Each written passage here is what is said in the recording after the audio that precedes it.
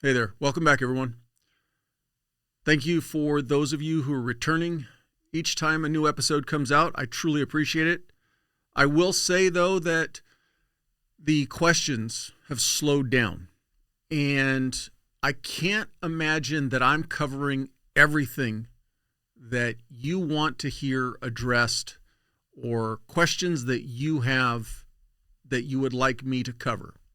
So I'm going to throw it out there again. My email's right there in the description. Please send me a question, send me a comment, something you like, something you don't like. Maybe what you don't like, somebody else doesn't like it either, but everybody's waiting on the other person to say, hey, stop doing whatever it is I'm doing. So send me a comment, send me a question, whatever it is. Just keeps the ball rolling on this. Let's get into round 17 of the tactical transition tips.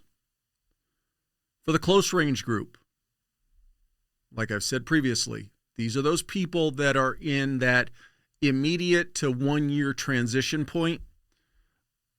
I want to talk about the hiring process that you're going to be going through. For the medium range group, those of you that got about 5 years left on your career, try giving a new business a shot now. And for the long range group, those of you just starting out, maybe you've got at least a decade before you're going to make your transition, start talking with your family now.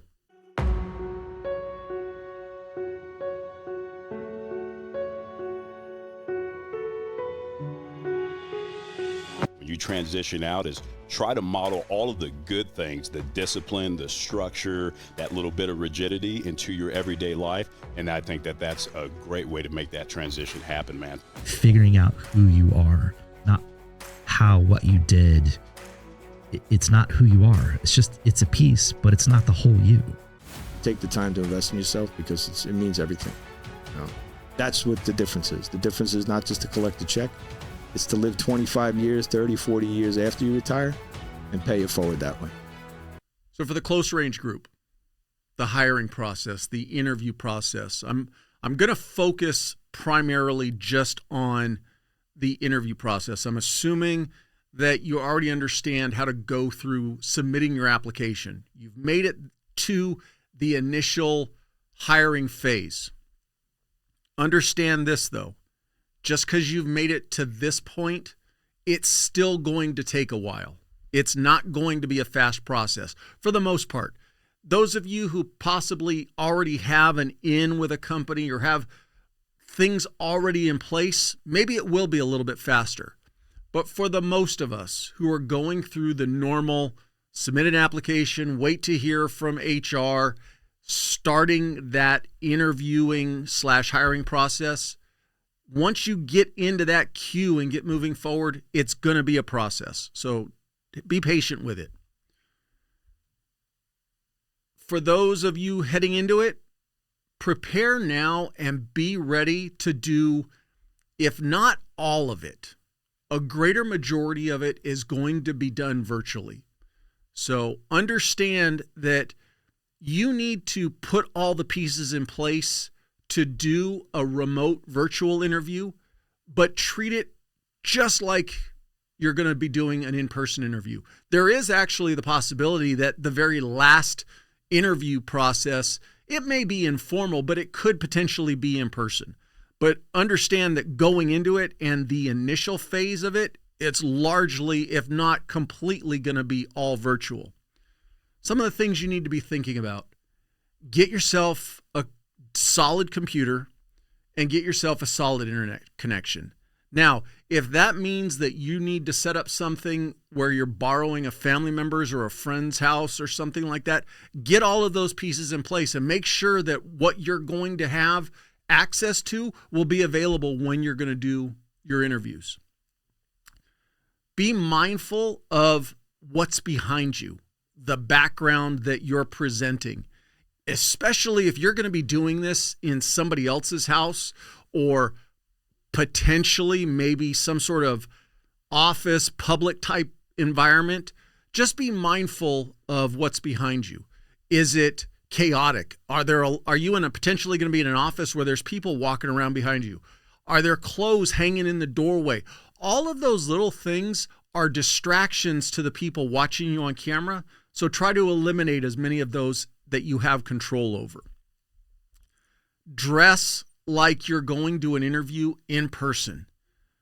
In the previous episodes, I've talked about tailoring how your wardrobe equals to the environment of the job that you're going for.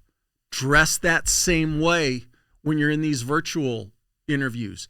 Just because it's you possibly at home sitting in front of a computer doesn't take away the formality of the interview process. It's just simply how business is being done today in 2024. So you need to be mindful of that. Dress appropriately for the position that you're going for. Be early.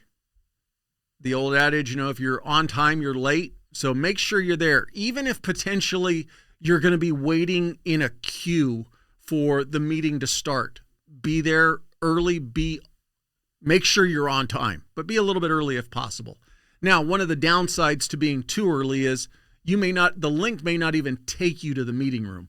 But more than likely, if you're there 5 minutes before your scheduled interview, it may say something like, the meeting organizer hasn't started the meeting. You'll be allowed in as soon as they start. So have them see that you're already there, that you're punctual and you're on time. I'm just going to reiterate this. Make sure that you figure out if the computer you're going to use or you're planning to use has the ability for whatever platform they are going to be operating on, whether it's Zoom or Skype or Teams, whatever.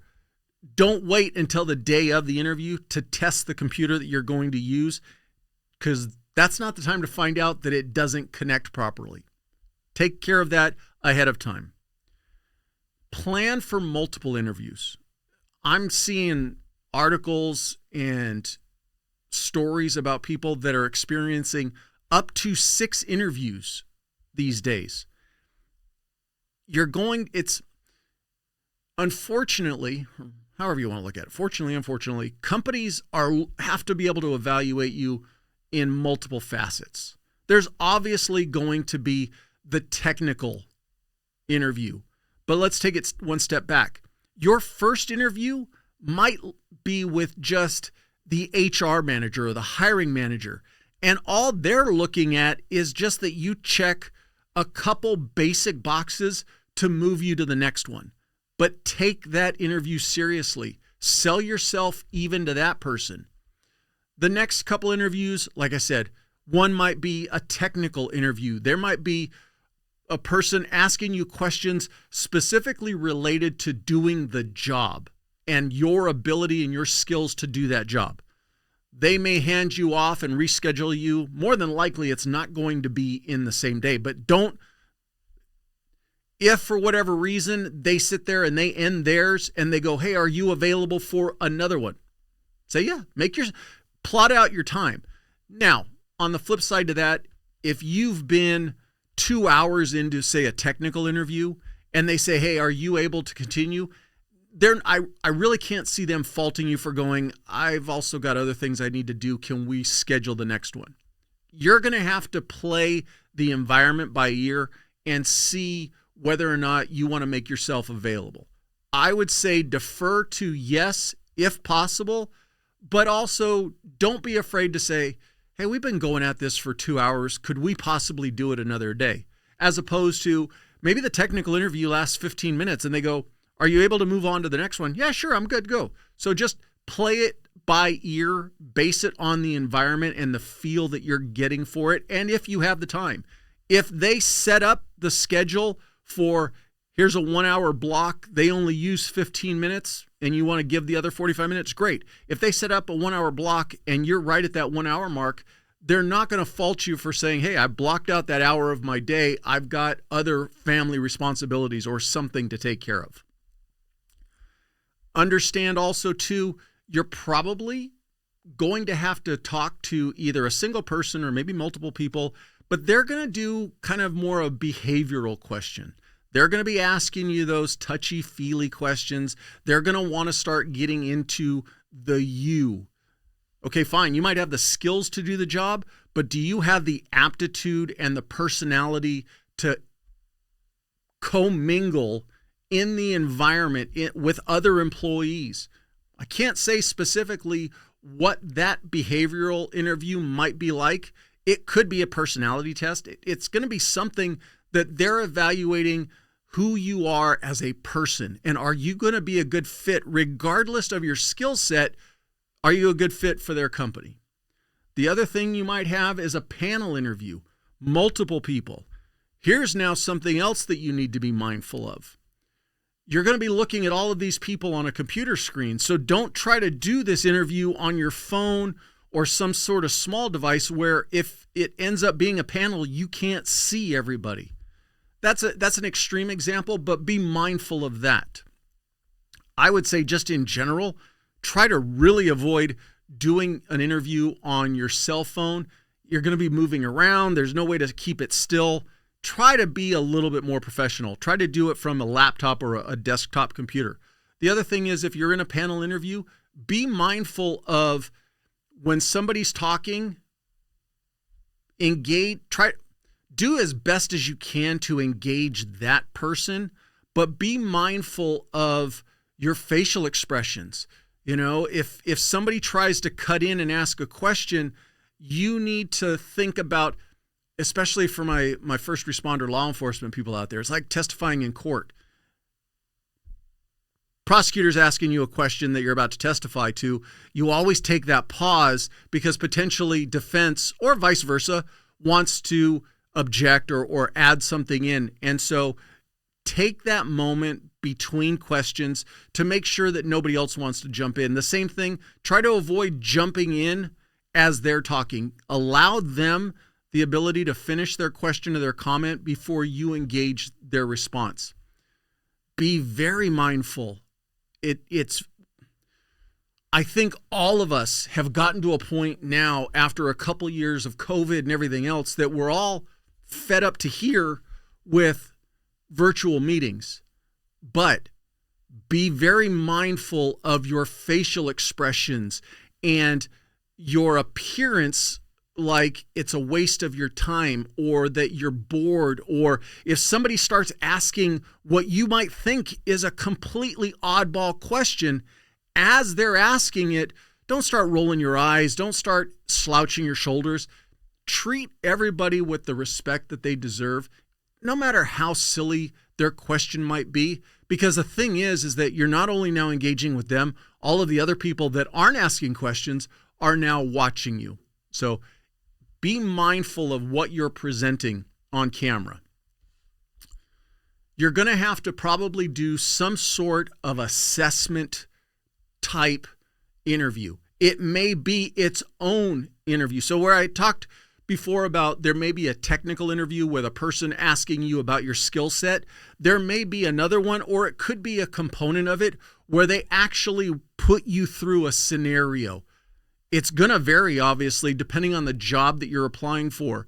But be mindful of there could likely be a scenario based on the job that you're applying for. They'll give you some parameters and they'll say, work through this. It may not be something where you have to write anything out. They may just want to see your thought process, but they're going to want you to work through each of those.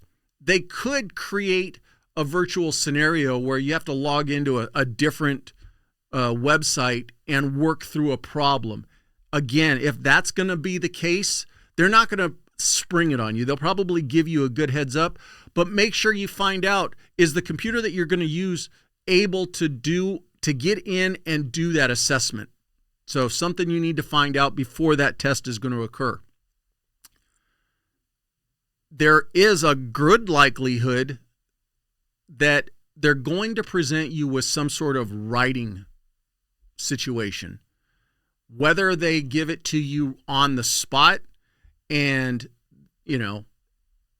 I don't know every single platform that's out there. Most of them, the most you can do with any writing in them is a chat format. So it could be something where they direct you to either another website or they just give you an assignment. But anticipate possibly having to write something because they're going to want to see what your ability is to put words to paper. Do you come across intelligently? Do you explain yourself well? So anticipate having to write. Start practicing that. This is just basic interviewing information and principles. Know the position well that you're applying for, and have examples of how the job description fits into, or take that back, how your skill set fits into the requirements of that position, and explain those correlations when you're answering in whatever environment. Whenever you have the opportunity, whether it's with a panel, even if it's the behavioral questions, you can still work in your experiences and your skill sets into those answers, but know the requirements of the position forward and backwards. In addition to that, I would highly recommend that as part of your preparation for whatever interview you're going to be doing, you know who it's going to be with. Hey, you've got a meeting with the HR manager. Hey, you've got an interview with the director of operations for that division or that unit. Maybe it's the CEO. Whoever it is, it's in theory, it shouldn't be a surprise to you who you're going to be meeting with. Have some questions in mind that you can ask them about their expectations of you, their expectations of the position and what they're hoping to accomplish, their expectations of you in a interactive environment with the other employees. So depending on who you're going to be talking to, have questions. Be sure when you're wrapping up these interviews, especially if they're alluding to or flat out telling you that there's going to be another, whatever it is. It's going to be an assessment. It's going to be an interview. Find out and get them, if possible, to clarify when the next one is. If they can't clarify, if it's something where, hey, thank you for your time, we'll be scheduling you for interview X, whoever the next X is. If they can't give you an exact date and time, make sure the other thing is get a contact person for the remainder of the process, especially if as you're moving through the process, the person of who you're supposed to be in contact with potentially changes. So I'll just use an example. You get notified by John from HR. Your first interview is with the hiring manager. Her name is Alice, and it's on X date at X time. When you get done with Alice and she says, hey, we're going to be scheduling you for the next one. Excuse me, is John the same contact person for the next process? Are you now the contact person as I move forward, or has it changed? But make sure you have a point of reference so that you can reach out if you're running into any issues. Say you're going to be doing an assessment test and you go to test online and your computer won't connect. Who are you getting in contact with? The other thing is, and I hate to say this, but I'm hearing it and seeing it more and more. There are so many people applying for jobs right now. Don't be surprised if you just get ghosted. It is what it is. You might be 1 or 2 or 3 interviews in and might be thinking to yourself, damn, this thing is moving along good. I seem to be doing well. It seems to be very interactive and they seem to be positive with me. But all of a sudden, it just goes to nothing. All I can say is roll with the punches. I would highly recommend that you don't take to whatever social media you prefer and start blasting posts about the company and how screwed up they are. It's a business. You are just one of, hell, you could be one of 10,000 people that are applying for a small number of positions. But regardless, yes, it's not cool. Yeah, it sucks that it happens, but it might happen. So if it does, go back to that person who your contact point is, send an email. If they don't respond to you, you decide how many times you want to reply back, but just understand that getting ghosted is possible. So just deal with it. Medium range group. Those of you about 5 years out, you're closing in on that retirement or that transition. You can definitely see the light starting to get a little brighter at the end of that tunnel. Start a business now, especially if that's, and I'm not telling everybody, go start a business. This is for those of you that have an idea for a given type of business, whatever it is. We've all had those conversations of ideas that we have to do a business. If your desire is to be your own boss and not work for someone anymore when you make your transition, do anything and everything you can right now to try that business and get that business off the ground while you have the time to, I hate to say this, potentially recover from a failed first attempt or a failed second attempt or a failed third attempt. What I'm getting at is, if you've got the idea for a business, try putting it in place now. On the flip side of that, maybe it's not you. Maybe as you're coming towards the end of your career, it's your spouse, your wife, your husband, whoever that's had an idea. Hey, I would really like to start this business.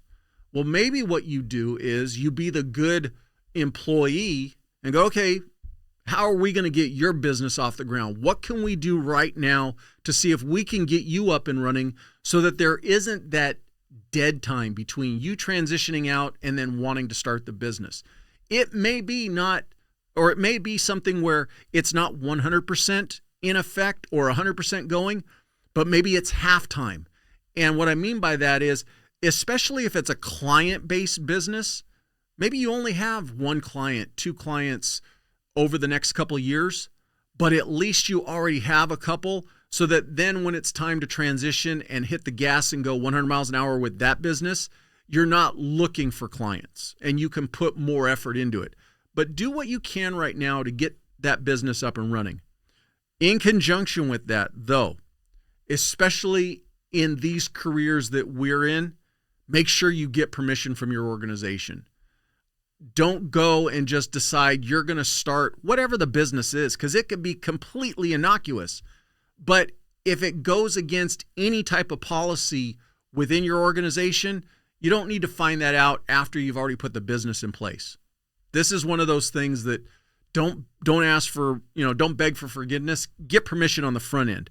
In conjunction with that, whatever business that you think you might want to start, most importantly, make sure that it does not have a conflict of interest with your current job, because you don't want to end up in a situation where you've started a business, it's in direct conflict in whatever way with your organization.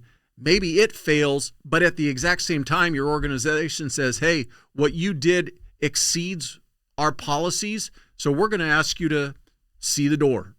So get permission, and then I would also recommend get input from the administration within your organization that they evaluate that there's no conflict of interest.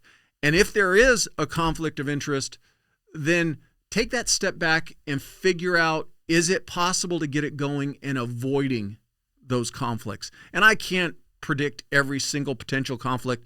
It should be clearly apparent what business you want to start and if it's going to have a conflict with your current organization. Check out some websites such as the Small Business Administration for getting a new business up and going. They're really good, especially for the veteran community, in providing programs and services for veterans to get businesses off the ground. But many times they'll cross-pollinate with first responders in how they look at us. So SBA, Small Business Administration. The other thing is, look into grants for first responders and veterans who are trying to get businesses off the ground. I don't have any affiliation with this website, but the website is grants.gov. They offer some small grants helping you get a business off the ground. Maybe what's keeping you from trying this right now is just the dollars and cents that are in your pocket. Maybe a small loan might help you get it going. something to think about. But do as much research as you can on your own, looking into alternative or external investors or loans or grants that might help you get your business going. There's also the website, the National Association for the Self-Employed, the NASE.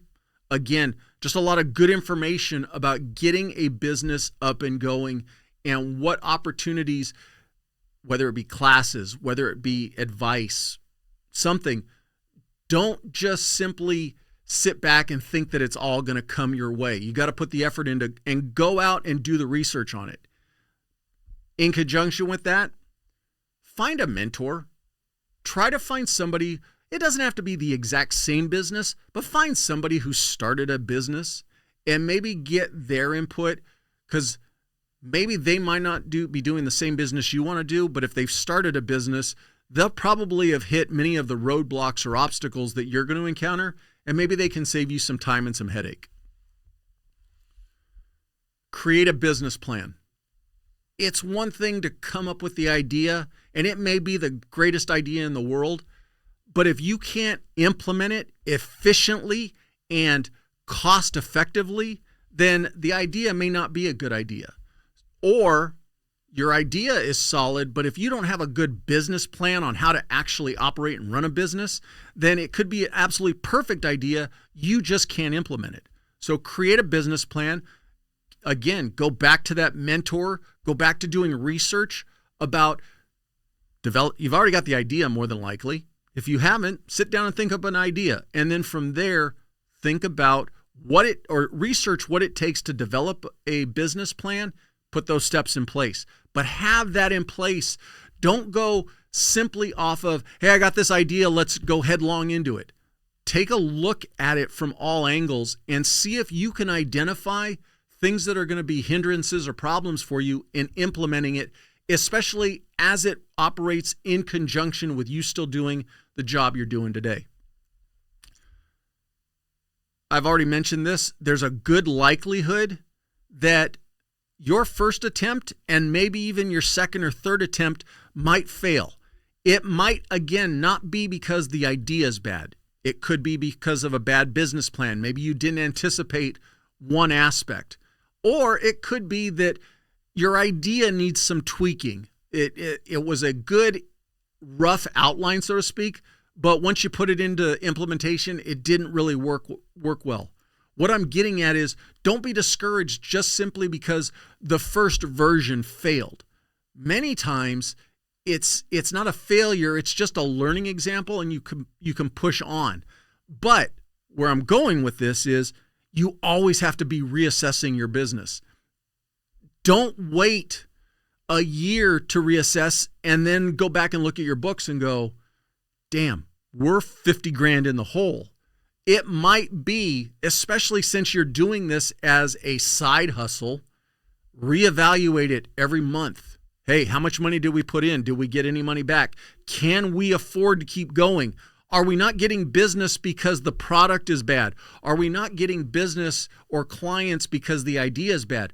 That constant reassessment and not letting yourself get too far down the road might keep you from it failing and being able to make little pivots so that you keep it going. Do it early, do it often. Be smart. For those of you who do it successfully, and what I mean by successfully, you come up with an idea, you get the business going, and all of a sudden you're seeing cash rolling in. Be smart with that money that's coming in. First and most important, yes, if it's big enough and if there's significant enough money, of course, take a little bit and go play with it. You've worked hard, you've earned it. But you're not spending all of it. You're trying to get this business solid. You want to be thinking about keeping some of that profit for a rainy day in case you do hit an obstacle that, oh no, we forgot X and it's going to cost X number of dollars. So put some of that money aside.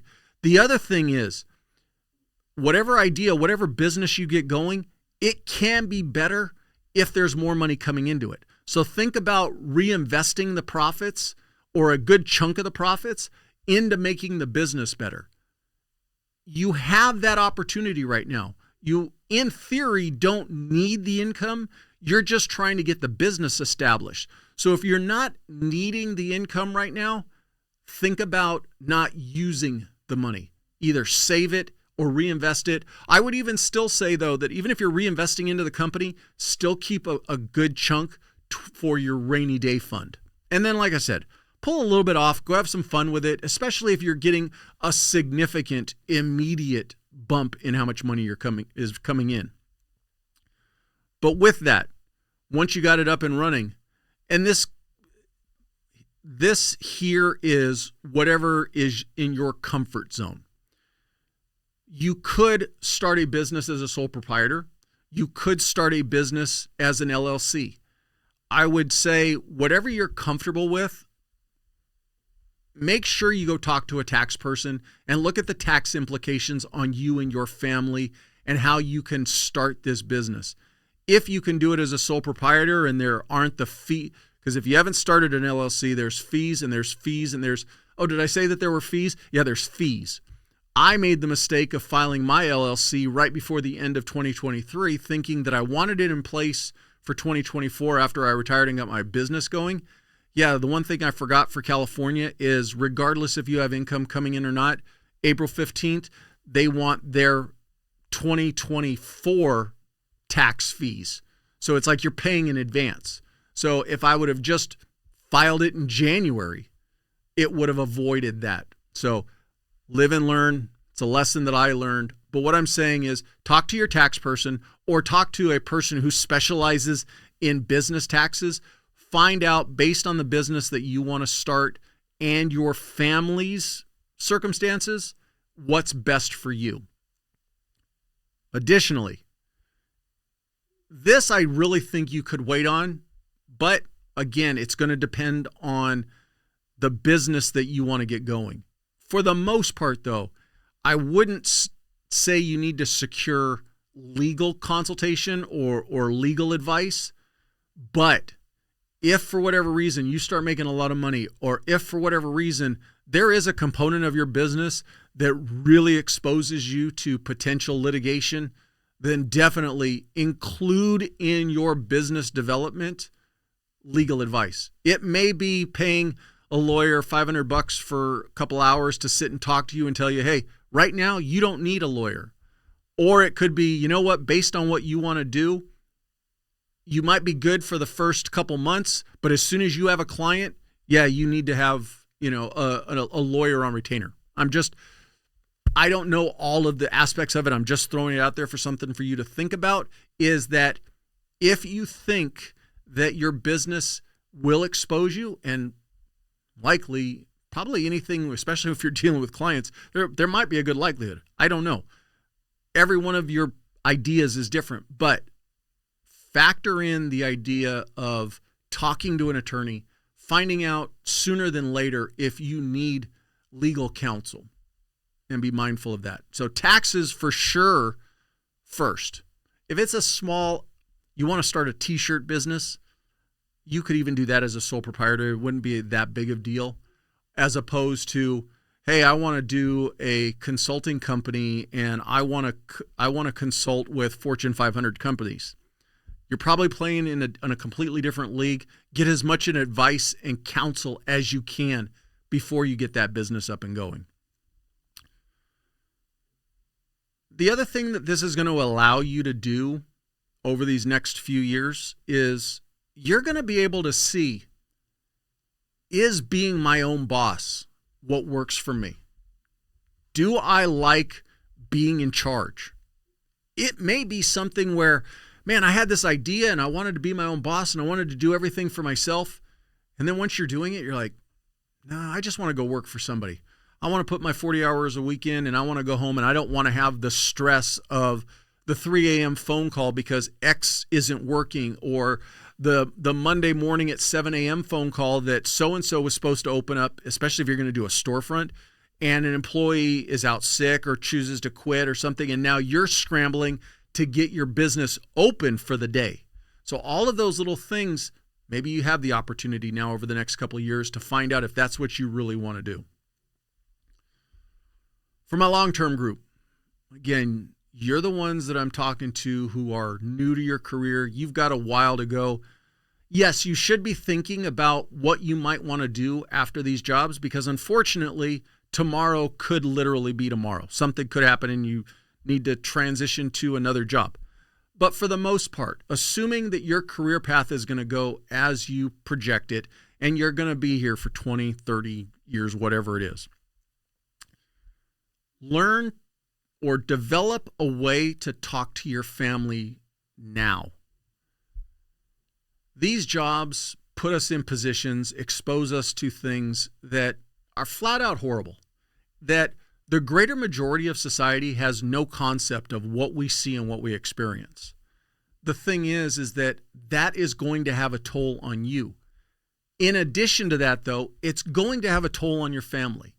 No matter how much you think that when you come home each day that you're leaving work at work, you're not. Your family knows when you've had a bad day. Your family knows when you've experienced something horrific, because you're going to wear it that way. I would say as a caveat, if you're able to completely mask it, that should be a huge red flag that you need to be talking to somebody, that you can completely wash it from you to where people don't realize it. But I digress. I'm going back to, you come home from work each day, you've seen whatever it is, you've got to develop a way to talk to your spouse, potentially your kids, about what you experience at work. Now, obviously, the first thing is you're not looking to traumatize them. You're not looking to give them every A to Z detail. But coming home and going, yeah, it was just another day at work, I'm good, is not the way to deal with it. I'm speaking from experience, that it had an impact on me and my relationship, not only with my ex, but my kids. Not my kids as much because they were younger, but it definitely impacted my ex. But this idea that I could protect them from whatever I was doing doesn't work. You need to figure out a way that you can unpack your day, but also it is a team effort. When you go in each day, when you deploy, whatever it is, your family is right there with you in spirit. They're scared for you when you're away from home. They don't know what's going on. And the last thing you want is for them to develop assumptions of what you're experiencing. And then if they're over dramatizing it and it's something where they're thinking it's worse than what it really is, that brings them stress. For the same token, because they care about you and they know that you're experiencing whatever it is, that brings them stress too, because they care about you, because they want what's best for you. So you need to find a way to include your family in this journey that you're on. And talking to them is that way. It may be something of husband, wife, hey, I experienced something today, whatever it is. Maybe I'm not ready to talk about it right now, but it really was bad. I will share it with you, but I just need some time. Again, I would say don't traumatize your spouse by giving them the gory details. But if something really affected you, be honest. Hey, it scared me, or, it hurt my feelings, or what you can give them some details. For those of us who have experienced an abused child, that hits in a different part of your heart. You need to be able to tell your spouse how you felt, the sadness that comes from that, the fact that you can't believe what another person could do to another human being. However it is, find out your way to be able to include your family in this. You have to also, as much as you want to include, it's a two-way street. And where I'm going with this is, yes, you want to engage your family, but you also need to learn to be on the receiving end and listen to what your family wants to tell you about their apprehensions. I think about the times when you're getting that 3 a.m. call out, especially anybody who's worked maybe like in a SWAT operation or something like that, where you're getting that call at 3 a.m. As much as you're in your mind of preparing everything and what am I going to experience when I get there, your spouse is thinking the exact same thing, but what is my spouse going into? What are they experiencing? And they're developing their own stress from that situation. So when you come home, as much as you want to talk to them what you're experiencing, you need to give them the ability to talk to you and say, hey, here's what I was feeling. It's a two-way street of communication. It's a give and take of communication, but that's what's going to make your relationship stronger.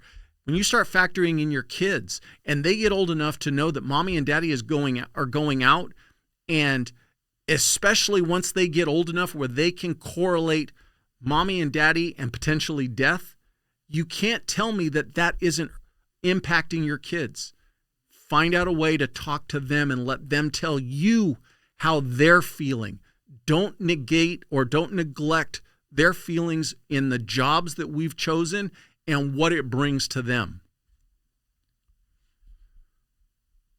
How this will help you, and I always try to make it to where it's going to be beneficial for you when you make your transition.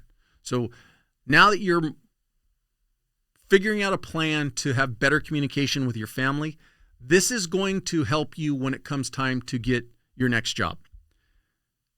It's, for the most part, just being more open. You're not carrying as much stress with you on the day-to-day. I'm not saying that it's going to make all the stress go away, but maybe you're carrying a little bit less, and each day it's a little bit less to the point that you're not becoming more disgruntled, more angry, more isolated because of everything that you're experiencing.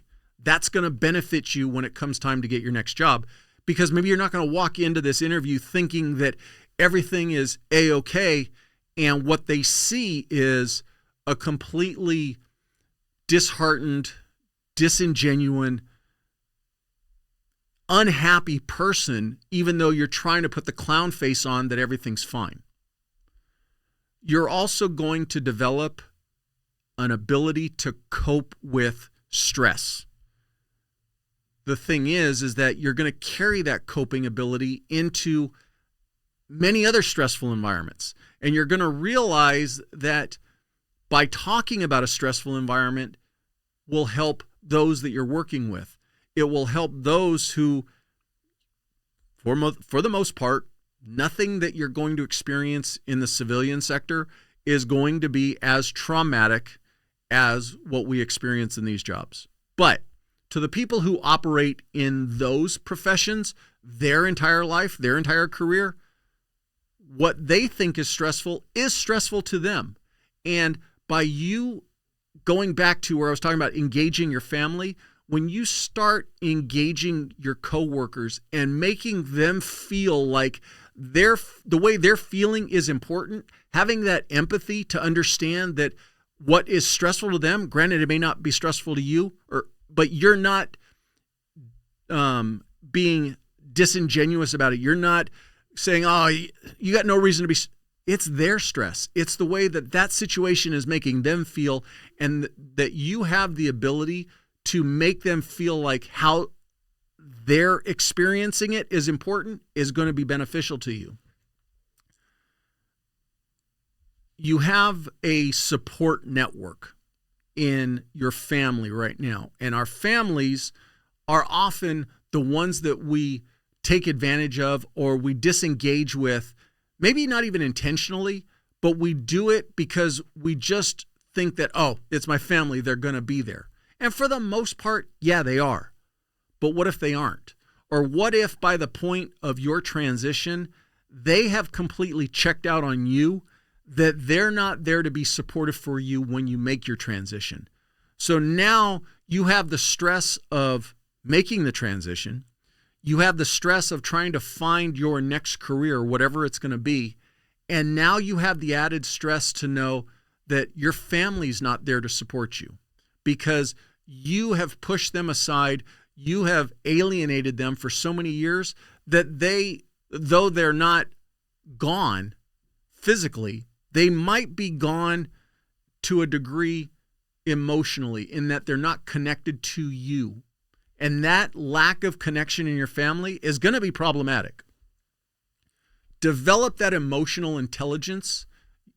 I hate to say this, but your family is your perfect guinea pig. If you're going to get better at being open and better communication and better empathy, who best to work on it with than your family? Because on the flip side, they can't go anywhere.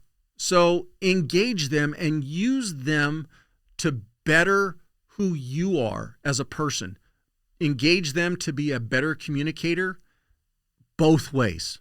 Both the person giving the information and the person receiving the information, and keep that core support network solid.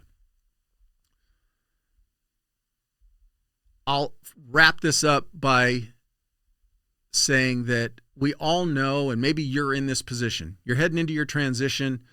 Maybe you didn't do it right with your first family.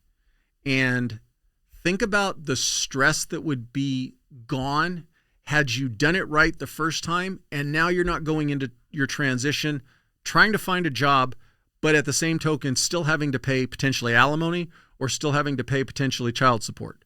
So maybe if you're a little bit better at talking to your family now, you can remove that stress of that failed family when it comes time to for your transition. I'm not trying to take it so far, into the negative, but it's reality. We often mess up relationships. It's what we do. Maybe we can work on being better at it. And maybe you, if you've got the time ahead of you and your first family is in place, or if you're on your second family, start working on keeping them with you. Don't let this job alienate you from your family also. Let's close things up. Short range group, the hiring process. It's going to be tedious. It's going to be lengthy. It's going to be drawn out.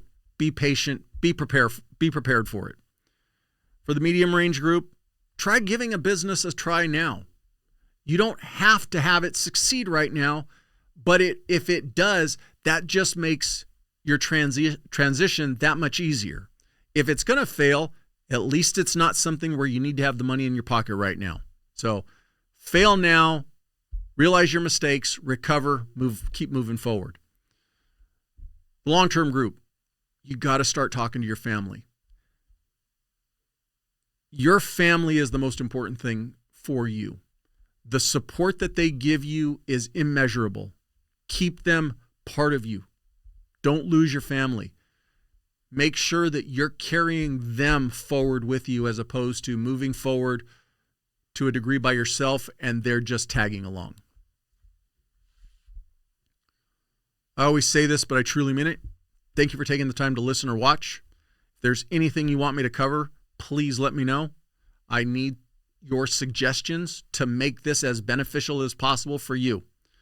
Please like, please follow, please subscribe, and please share the podcast with anybody that might benefit from it. And other than that, we'll catch you on the next one.